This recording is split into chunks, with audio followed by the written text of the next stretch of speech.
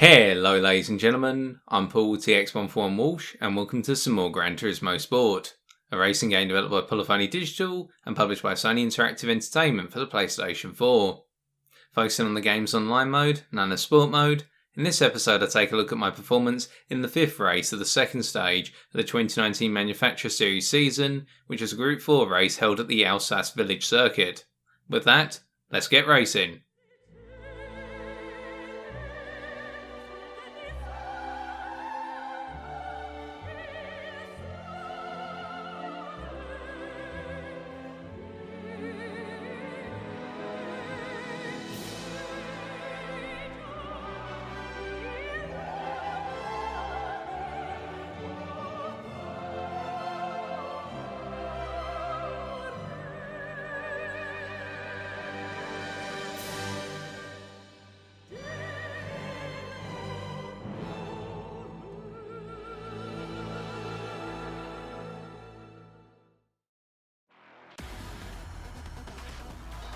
Taking a look at the grid then, you'll see that I put it on pole with 201.7. My story for qualifying, despite missing my target time of 201.3, I was very happy with my fast lap in that it was a smooth lap. It just lacked some speed in sectors 1 and 3, costing me the 4 attempts that required me to get to my target time. But still, putting it on pole, now going into the race strategy, this was a 7-lap race where you could go for either a no stop or a 1 stop. The time difference I found in my practice sessions was minimal between the two, and they converged on the latter portion of lap number 7, i.e. the final lap.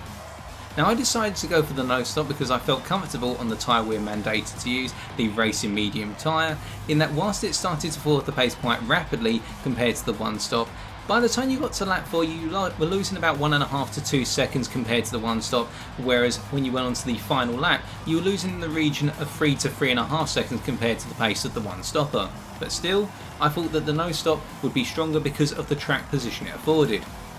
Now, overtaking opportunities, sector 1 in particular was a very strong sector for overtaking because you had the long straight going from turn 1 through the kink at turn 2 all the way down to turn 3, and you also had the straight connecting turns 4 and 5. But from that point onwards going into sectors 2 and 3, the overtaking opportunities would be more limited, the sections would be tighter and harder to overtake on, and that's where I could use track position to my advantage.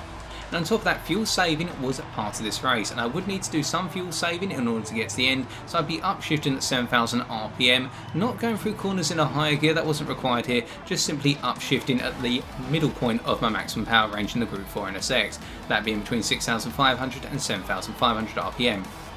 Now, final consideration with this pack of 20 drivers, 19 of us, myself included, were B driver rating, and there was one individual in here with an A driver rating, which meant that if I hooked up a good result in this race, I could potentially see my driver rating jump up to A by the end of it, but I have to wait and find out how things go.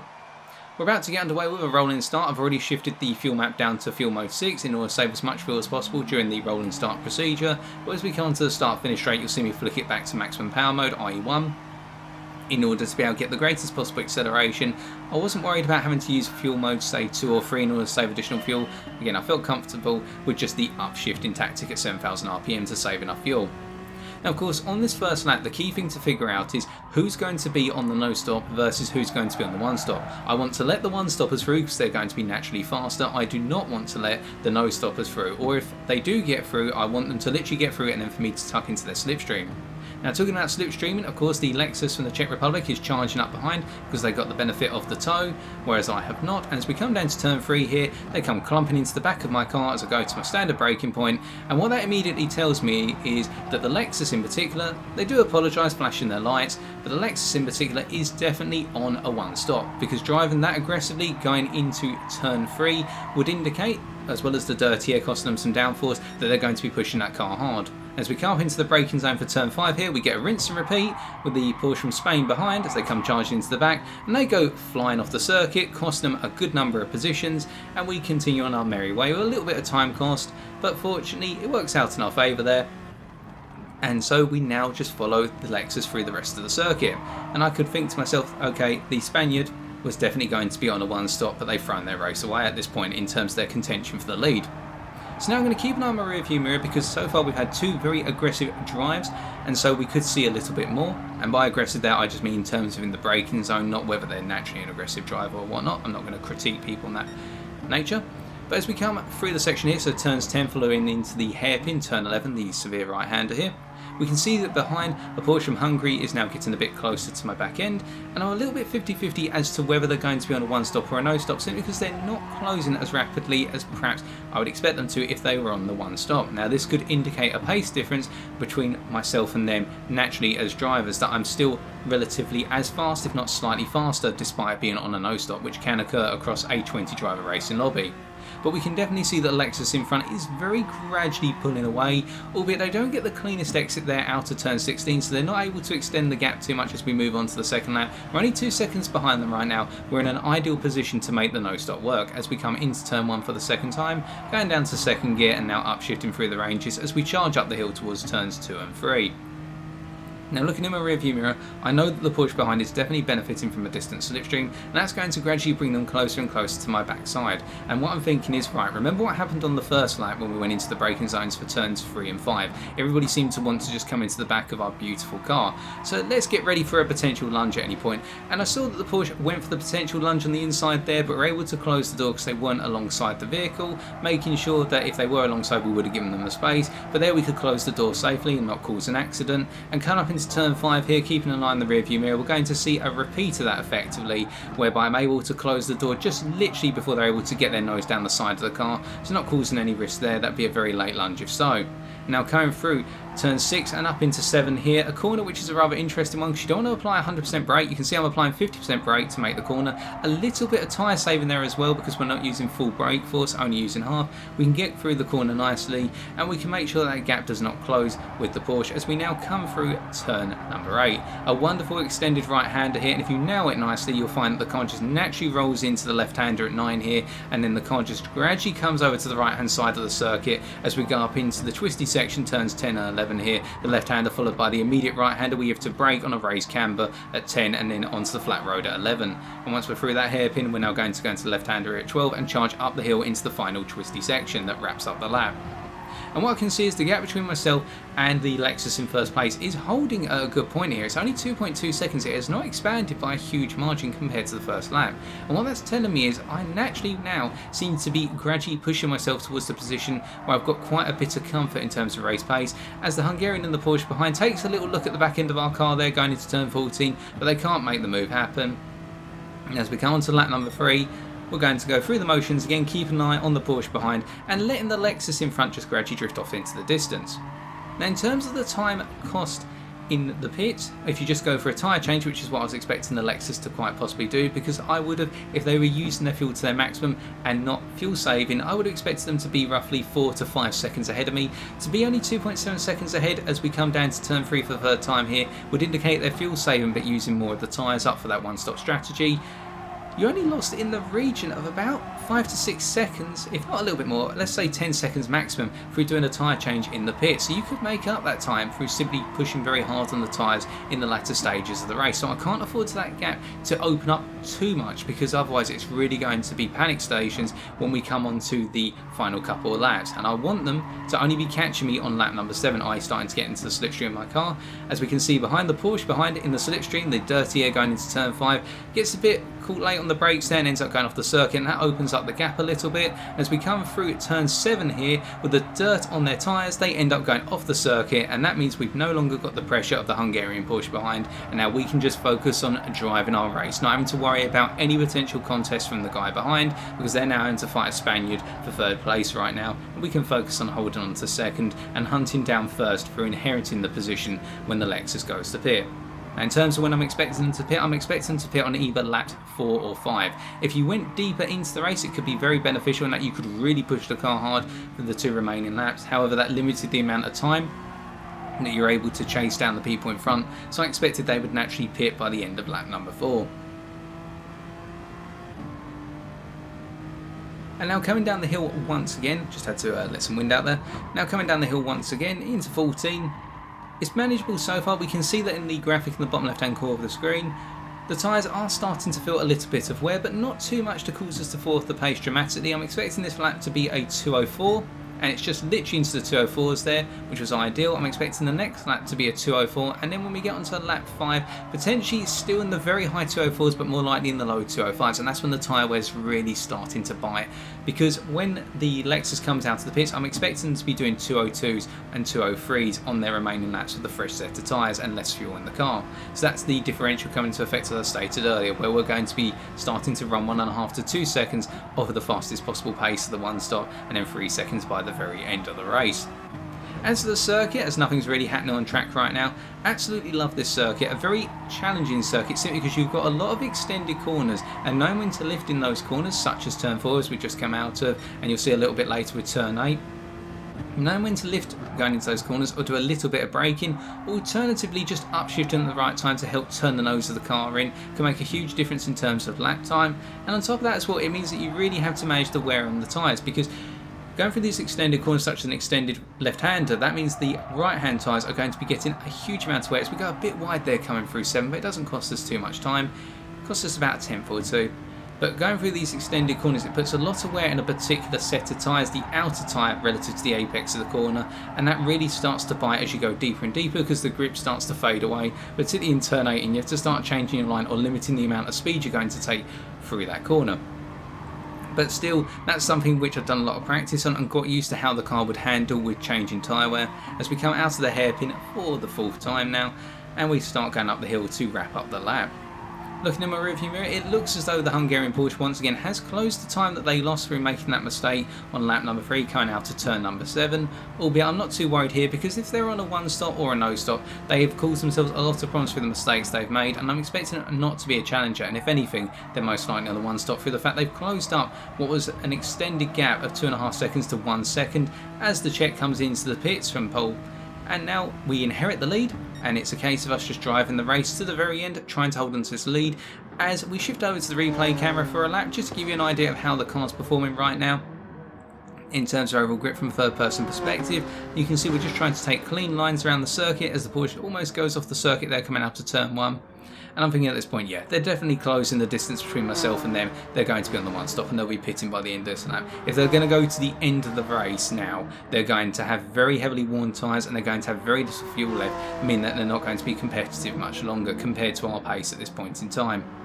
So coming out to turn 3 and now going into left-hander at 4, just lifting a little bit as we go into the corner, but then getting on the throttle as we go through the midpoint of the apex. We can see we get nicely lined up, a nice tight line that gradually rolls out to the edge of the circuit. And now we're coming up into the braking zone for 5 here, braking just before the yellow-blue curb, acting as a brilliant braking marker there, and we get nicely onto the circuit. We don't end up going off onto the curb, albeit you could do that, whereas the Porsche's lost a bit of time because they've run off a little bit.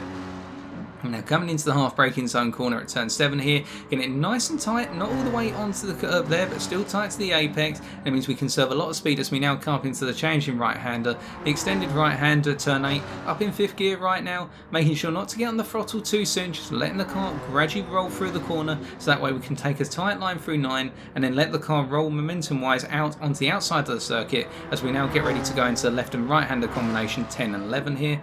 Coming down to the hairpin at 11, getting nice and tight, coming down to 1st gear and then gradually building up the power, coming out to the corner. Not getting too wide there, whereas we could have perhaps been a bit more aggressive, saving a bit of tyre life at the very end.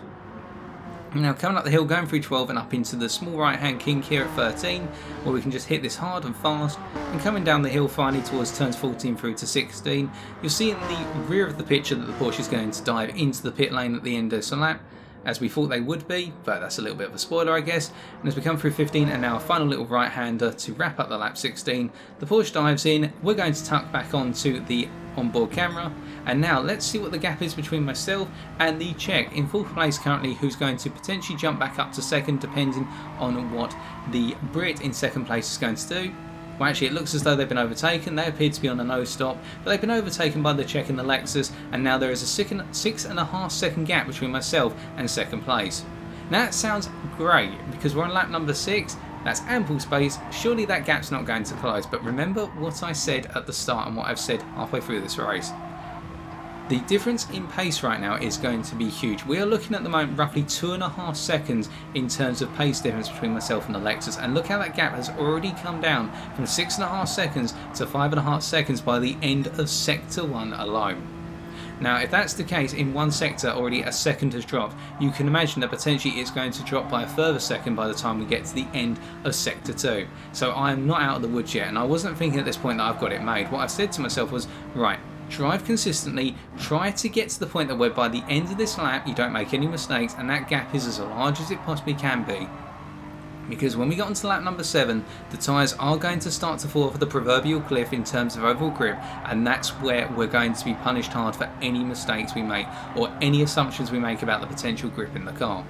And we can see coming to the end of sector 2, the gap has already dropped by another 0.8 of a second. Not a complete second, but we can see that pace difference. Now, going through this final sector here, I have to be careful on how soon I get on the power coming out of the hairpin at turn 11, but I'm going to lose a bit less time in this final sector, just simply because this is less of an acceleration zone or a zone that worries too much about practical grip. It's more of a case of a set of tight corners where you just naturally have to slow the car down and you can't push the car as hard, particularly going through turns 14 to 16 as we're about to now, the right, left, right combination. Coming down here, we can see the gap has dropped to 4.2 seconds, but it's not dropping hugely as we come out of the slalom. And now coming onto the final lap, we can see that gap is in the region of 4 seconds, just a little bit over. And now it's a case of seeing how close that gap is going to be by the end. Now, of course, here I've got to drive the car sensibly. As we come out to turn 1, what you'll see in the rear of the picture as we switch back to the replay camera here, because I reckon it's going to be more entertaining if you see the relative difference to the cars rather than the onboard. We can see that in the background that Lexus is getting closer and closer down the straights, and on top of that through the corners, particularly these high speed corners where they're going to have more grip available. So turns 3, 4, 5 and 8, they're going to have a huge advantage compared to our own car. But I expected that as part of the no stop, the Lexus getting ever closer in the back of the picture. Coming through turn 4 here, we're taking it carefully through, not getting on the power too soon. I could have perhaps been a little bit more aggressive with the throttle input there to go wider out onto the circuit, but instead we kept it safe, and that's cost us a little bit of time but not too much. And as we come through turn 5 here, we get it hooked up nicely, not drifting off circuit, but we can see that Lexus is getting closer. That gap now is roughly 2.5 seconds, and this is where we're going to start losing a lot of time coming into the braking zone here for 7, because this is a corner where the more grip you've got, the more aggressive you can be. And we take it the best we possibly can, but look how much time that Lexus has gained. And here through turn 8, the hairpin, this is where I'd be losing about half a second alone, because the Lexus can attack this corner at full power. I cannot afford to, and look how the gap has closed up. It's now about 1.5 seconds, and they're carrying more speed coming onto the straight here between turns 9 and 10, which means that gap is now closing up to about a second. As I come into the braking zone for 11 here, I brake a little bit late, so I go a bit wide to the apex, and that's going to cost me about 2 or 3 tenths of time, and that Lexus is now less than a second behind and is benefiting from the slipstream as we go charging up the hill here to wrap up the lap. Can we hold on just a little bit longer? If they're going to go for a move, they're going to have to make a really quick lunge going into either turn 14 or 15, and we're ready to defend against it. So coming down to 14 here, the braking zone, I'm going to tuck in as tight as possible to the apex to prevent them from getting through, and immediately start pulling the car over to the left hand side to block off their potential move down the inside. They're able to get their bumper alongside my rear bumper, but not enough to make a legal claim for the apex, and we're able to hold on first place and take it home for the NSX.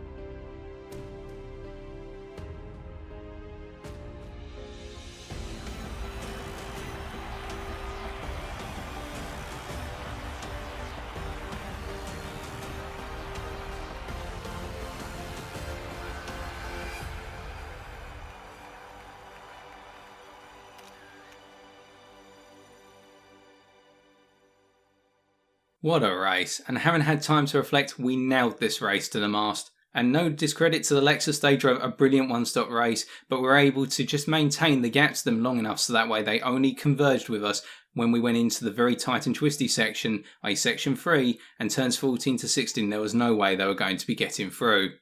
And as a result of this race, my driver rating did indeed move up to A, so the pressure is only going to increase as we go into the future races, where they're going to be even tougher competition, and already I'm starting to feel it, as seen in this race. But with that, we'll be moving on to the 6th race of Stage 2 at the Brands Hatch GP circuit on Wednesday the 21st of August 2019 in the next video. Until then, thank you for watching. If you did enjoy this video, be sure to leave a like, comment or subscribe for future episodes. As always, I've been TX141, And until next time, take care and drive safely.